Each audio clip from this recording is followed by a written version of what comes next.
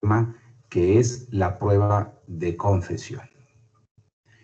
Esta prueba de confesión, compañeros y compañeras, pues, se ha modificado ya un poco con el tiempo. Fue la reina de las pruebas, era una prueba en la que se creía porque la gente tenía palabra, cumplía su palabra y eso pues era importante para los juicios también, porque las personas iban a los juicios y pues iban a decir la verdad, que era algo importante. Desafortunadamente esto ha cambiado con el tiempo y la prueba ha dejado de ser tan eficiente como pudo haberlo sido, pero sigue siendo una prueba importante, sigue siendo una prueba que nos puede ayudar bastante. Vamos a iniciar señalando que la prueba confesional es el medio de convicción por el que se pretende obtener de nuestra contraparte el reconocimiento de hechos que le son propios que están en la litis. Eso significa que yo quiero que mi contraparte declare bajo protesta, a decir verdad, algunas preguntas que le voy a formular. Desafortunadamente, por la técnica, estas preguntas pues son muy complicadas. Tienen muchos requisitos en el artículo 311 y a estos requisitos hay que adicionarle los criterios de los juzgados. Pero bien, para darle seguimiento al temario, vamos a platicar de las clases que tenemos de confesión.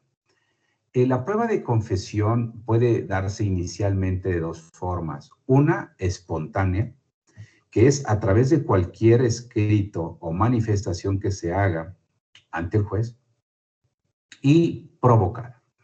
Es decir, que nosotros intentamos que en una audiencia la parte contraria confiese respecto de lo que le vamos a preguntar. Y esta confesión provocada es de tres formas diferentes. La tradicional, que es mediante posiciones, conforme al artículo 311 del Código de Procedimientos Civiles, pero también tenemos una que no se usa cotidianamente en el artículo 318 del Código de Procedimientos Civiles, que es a través de un interrogatorio directo. Esta siempre es polémica porque parece que no se ha entendido, a pesar de que está ahí desde 1932 en el Código. Esta disposición ordena más o menos lo siguiente. Absueltas las posiciones, tiene derecho el absolvente a articularlas a su contraparte si hubiere asistido. Eso significa que yo estoy en la audiencia porque a mí me citaron para una confesión mía. Ya contesté las posiciones, pero también está presente mi contraparte. Y en ese momento, sin necesidad de que yo hubiera ofrecido la prueba, le pido al juez mi derecho que está previsto en la norma 318 para que ahora él absuelva las posiciones que yo le voy a formular. Algunos jueces dicen, es que no ofreciste la prueba, precisamente por eso, porque si yo hubiera ofrecido la prueba, ya estaría citado él para esto. Y precisamente porque él está aquí, es que se puede desahogar esta forma especial de la confesión. ¿Por qué? Porque él está aquí, no necesita ser citado, solamente necesita sentarse o él ahora en la silla para que le hagan las preguntas que yo considere prudentes. Entonces, esta es la segunda forma, por interrogatorio directo. Y tendríamos una más en el artículo 389 del Código, que es el careo civil. Es decir, está regulado en la norma que las partes pueden hacerse recíprocamente posiciones, regula la ley, lo cual parece absurdo, o formularse preguntas. Nada más que esto, pues, no ha funcionado en la práctica. Yo he estado en N cantidad de audiencias y nunca he visto que alguien solicite este derecho ni que el juez lo haya concedido. Está regulado. Lo que sí podríamos decir es que ya tenemos normas como el artículo 1009 o 1060 del Código de Procedimientos Civiles que regulan la prueba de declaración de parte, pero estas dos normas están en el proceso oral en materia civil y en el proceso oral en materia familiar. Es decir, en nuestro proceso tradicional no existe regulación para la declaración de parte. Sin embargo, podría ofrecerla y el juez debería admitirla porque el artículo 289 del Código dice que es prueba cualquier elemento que pueda producir convicción en el juzgador y al no estar prohibida, podría ser admitida por el juez para tener mayores elementos. Debo decir que en la práctica forense ha funcionado bien, es una prueba más fluida porque se hacen preguntas abiertas. Ya no es el dirá cierto como lo es, que usted suscribió el documento de fecha tal. Ya no es así, ya es una pregunta abierta y también puede ser, desde luego, debe de ser de la litis y hecho que esta persona debiera conocer.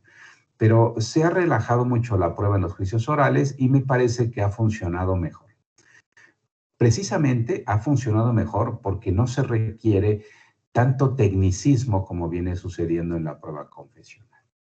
Pero bien, seguimos con el temario. ¿Cómo se ofrece la prueba? Entonces, yo para ofrecer la prueba simplemente tengo que decir que ofrezco la confesional de mi contraparte al tenor del pliego de posiciones que anexo en este momento o que exhibiré oportunamente. Por lo tanto, solicito se le cite con el apercibimiento de ley para que comparezca. Apercibido que de no hacerlo, se le declarará confeso de aquellas posiciones que sean calificadas de legales. Prueba que relaciono con los hechos este y aquel, porque considero que al rendirse bajo protesta, mi contraparte no mentirá sobre los hechos que está relacionado. Así, en lo general, sería suficiente. Cuando tenemos que poner atención a esta prueba es cuando estemos hablando de una persona moral, porque quien debe absolver es quien represente a la persona moral, pero no una persona específica. Y aquí yo he visto errores de muchos compañeros. Hay quien ofrece la prueba así. Ofrezco la confesional de Juanito como representante de la empresa SA. Y eso debe ser desechado. ¿Por qué? Porque quien debe absolver es la parte, es la empresa SA en el ejemplo que estamos poniendo. El ofrecimiento ahí debería ser así. La confesional de la empresa SA por conducto de quien acredite tener facultades para absolver posición, ¿verdad? Eso es lo que deberíamos hacer. Así es como se ofrece la prueba. Ahora, ¿cuál es el objeto de la prueba según el temario? Bueno, el objeto de la prueba es el reconocimiento de hechos propios que están en la litis que haga mi contraparte. Esa es la intención de la prueba. ¿Cuáles serían los requisitos? Bueno, primero, en el interrogatorio directo no tendríamos que ofrecerla, solamente en la confesión tradicional provocada. Entonces, ofrecer la prueba, exhibir el pliego de posiciones. Pero bueno, el artículo 292 del Código me permite no exhibir el pliego de posiciones, pero pedir la citación de mi contraparte. Es decir, tradicionalmente para que la prueba se admita, yo debo exhibir el pliego de posiciones. Pero si no lo puedo exhibir porque no lo he formulado, pues lo que hago es que pido que se cite a mi contraparte con el apercibimiento de ser declarado confeso de aquellas posiciones que sean calificadas de legales por el juez. Sin embargo, si así el juez lo admite y señala fecha y el día de la audiencia yo no formulé posiciones, la prueba se va a declarar desierta por mi culpa, porque no preparé la prueba. Si la prueba cumple con estos requisitos, el juez la admite y, desde luego, ordena la citación de mi contraparte con el apercibimiento que le solicité. Es decir, se tendrá por declarado confeso a mi contraparte si no comparece a absolverlas el día de la audiencia, pero también sucederá en los casos del artículo 322. Es decir, si él comparece pero se niega a declarar o da evasivas. Se le va a hacer efectivo el apercibimiento de tener por ciertos los hechos que están contenidos en las posiciones. ¿Cuál es la preparación de la prueba? Bueno, la preparación de la prueba consiste en elaborar el pliego de posiciones correctamente, exhibirlo antes de la audiencia, pero también consiste en que yo me ocupe en que el actuario cite a mi contraparte con el apercibimiento que estamos platicando. Y que lo cite con 2 días de anticipación, por lo menos para el día de la audiencia. De otra manera, la citación ya no sería legal. Ahora viene el desahogo y dentro del desahogo, pues lo importante es las posiciones. ¿Cómo se desahoga la prueba? Bueno, si está citada mi contraparte, deberá comparecer, identificarse, le van a pedir que dé sus datos generales, su nombre, su domicilio, su edad, su estado civil, su grado máximo de estudios y su actividad. Enseguida le van a formular las posiciones que sean calificadas de legales. Esto significa lo siguiente. El artículo 311 del Código de Procedimientos Civiles nos señala cuáles son los requisitos que deben satisfacer las posiciones. Y bueno, son los siguientes. Primero, se deben formular de tal manera que se puedan contestar con un sí o con un no. Son solo reactivos. También deben ser sobre hechos propios de la persona que está absolviendo, es decir, hechos que él presenció, en los que él participó. Deben ser hechos de la litis, es decir, de lo que se está resolviendo en este proceso, no hechos ajenos a la litis. Deben formularse de manera afirmativa, porque si los hago negativos, daría lugar a una confusión cuando responda. Si yo le digo que usted no estuvo presente, él dice no, y eso significa que sí estuvo presente ante las reglas de la lógica. Por eso, para evitar confusiones, deben formarse de manera afirmativa. Cada posición debe contener un solo hecho. Esa es la intención de la norma y es lógica. Sin embargo, la ley también permite posiciones complejas, es decir, que tengan más de un hecho, pero siempre y cuando estén relacionados entre sí. Y así podría yo formular la posición de, dirá si es cierto como lo es que usted el día 21 de enero del año 2020 suscribió un contrato de arrendamiento. Son dos hechos, pero los dos hechos están íntimamente relacionados. Dice la ley también que no deben ser insidiosas, es decir, que no deben intentar ofuscar la inteligencia del absolvente. Entonces se sugiere no dar adjetivos calificativos para evitar confusiones en la respuesta. Estas posiciones, queridos compañeros, siempre han sido un problema en la práctica forense. Por eso es que la prueba ya no es tan eficaz para muchas personas. Yo sugiero que sí se ocupe, pero que se ocupe solamente de lo importante, porque se hacen muchas posiciones que son innecesarias. Tradicionalmente en todos los juicios hay una posición de, dirá cierto como lo es, que conoce a su articulante. Y eso no tiene ninguna importancia en el proceso. Generalmente no la tiene. Bueno, como una aclaración para todos sepan que articulante es quien formula las preguntas con independencia si es el actor o es el demandado. Y absolvente es la persona que está contestando las posiciones, que puede ser el actor o el demandado. En la prueba confesional ese es el nombre que se le da a cada uno de los que intervienen, articulante y absolvente. Bueno, si las posiciones satisfacen los requisitos del artículo 311, el juez debería calificarlas de legales y ordenar se responda. Más o menos la dinámica sería así. Yo presento mi pliego de posiciones y es calificado primero por el juez. Este pliego, por cierto, se debe presentar cerrado en un sobre para que la otra parte no lo lea, sino hasta el momento de la audiencia. El juez, a través del secretario, certifica que está el sobre cerrado, que no ha sido abierto, certifica el número de posiciones que tiene y lo pasa al juez. El juez lo revisa, ve que se cumpla con la ley y palomea esas posiciones que sean legales para que se formulen. Es decir, el juez ya revisó las posiciones y el secretario lo que hace es que las formula. Puede el juez desechar aquellas que no se ajusten a los requisitos del 311 que hemos comentado. Una vez que esto sucede, todavía después de absolver las posiciones que estaban en el pliego, se pueden formular posiciones verbales y el juez tendría que calificarlas inmediatamente y absueltas inmediatamente. Claro, salvo que el juez las deseche y entonces, pues lo que corresponde ante el desechamiento de posiciones sería el recurso de apelación. Antes de 2009 no eran apelables la calificación de las posiciones, pero a partir de 2009 para acá ya es apelable la resolución que deseche una posición. Si no mal recuerdo, fue en septiembre de 2009 esta reforma. Ahora, quien contesta las posiciones debe contestar sí o no y tiene derecho a hacer observaciones. Entonces, esto es importante que como abogado lo hagamos saber a nuestros clientes, porque a veces por las prisas de los juzgados se les dice, usted diga sí o no y listo. y van ahí como con cronómetro, ¿no? No, la parte debe tomarlo con calma, ya asesorados debidamente por ustedes, y él tendrá que decir no y aclarar. Y hacer la aclaración que considere prudente. En el desahogo de la prueba, compañeros, el abogado del absolvente no debe estar presente, porque la intención es que no lo asesore en ese momento.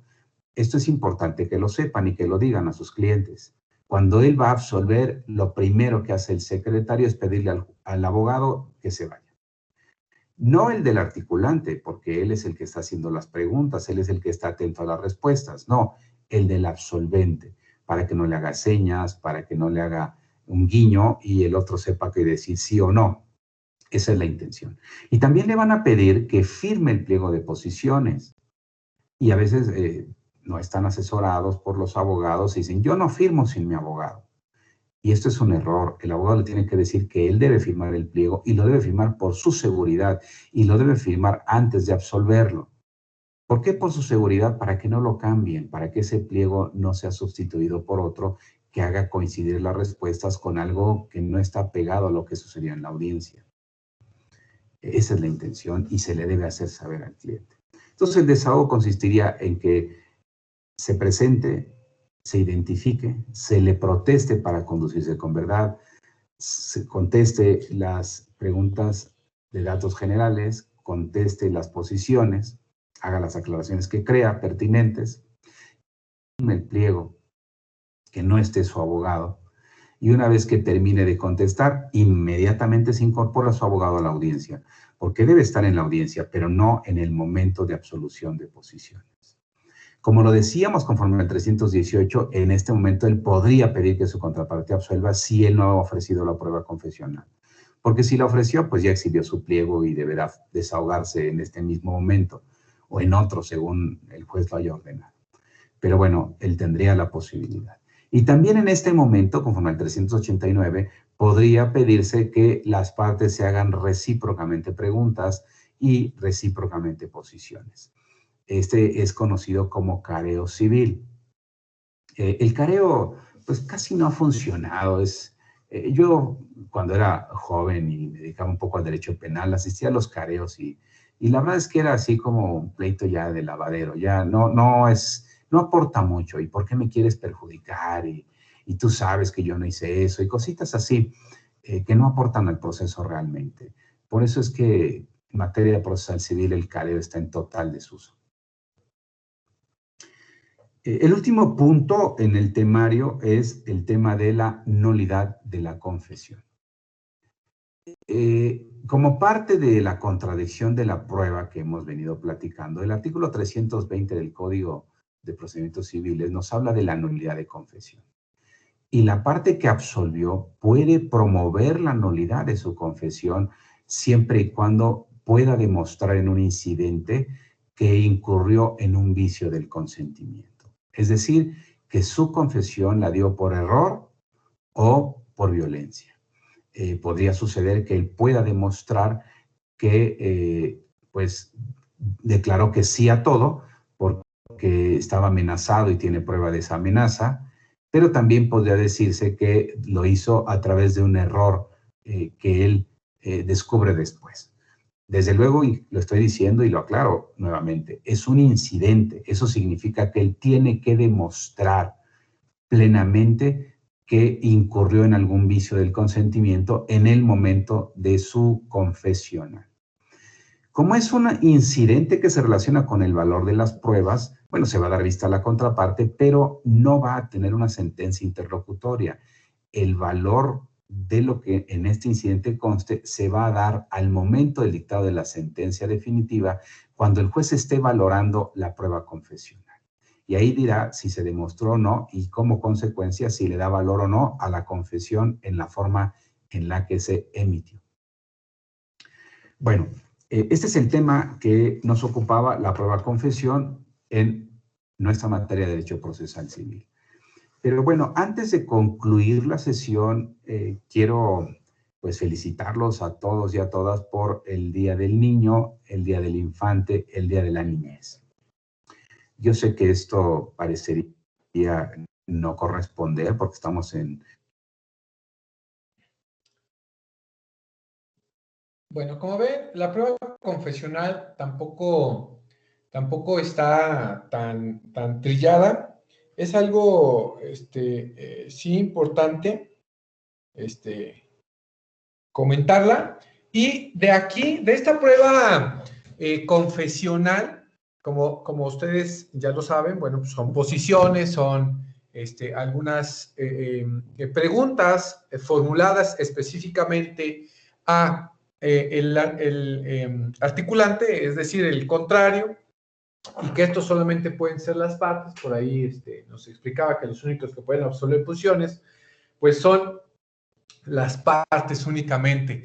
Pero hacer un comentario, viene también aquí pegadita una prueba que se llama en el Estado de México, también la prueba declaración de parte. Es algo exactamente igual que una prueba confesional, va también a desahogarla cada una de las partes, los que únicamente son partes, actor y demandado, o actores y demandados. Pero algo súper importante en esta situación, la declaración de parte no lleva calificativos en las preguntas. Estas preguntas no llevan calificativo de las posiciones, son preguntas abiertas, le puedes preguntar lo que tú quieras. Todo lo que te haya negado el juez en el pliego de posiciones, pues todo aquello se lo preguntas en la declaración de parte. Aquí no es necesario agregar, como lo decía el código, que debemos de agregar un pliego. No, aquí es terminando la confesional, puedes empezar exactamente con la declaración de parte, se abre una apertura y claro, tuviste que haberla igualmente ofrecido en tu solicitud de ofrecimiento de pruebas. Esto es importante hacerlo mención porque viene precisamente pues esa indicación de que sí vas a tener derecho, tienes ese derecho de tú poder agregar más preguntas, pero yo les sugiero que sea en esta parte de la declaración, para que el contrario pues pueda señalar pues alguna otra situación importante. Entonces, esto, jóvenes, en cuanto a este tema de la prueba confesional y, como les comento, algo de la declaración de parte. Esto es importante y les voy a dejar alguna actividad para identificar estas pruebas.